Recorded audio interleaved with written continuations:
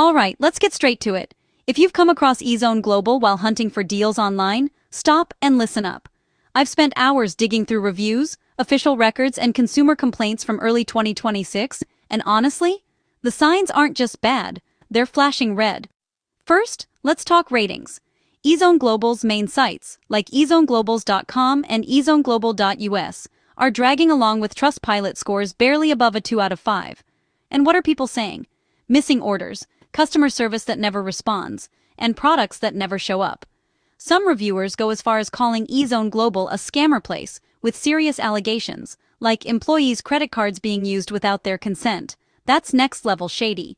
Now, here's another red flag. Ezone Global only registered as a company in the UK in July 2025.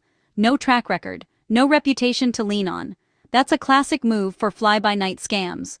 Voxia, a consumer complaint site, shows a 0% satisfaction score for Ezone Global.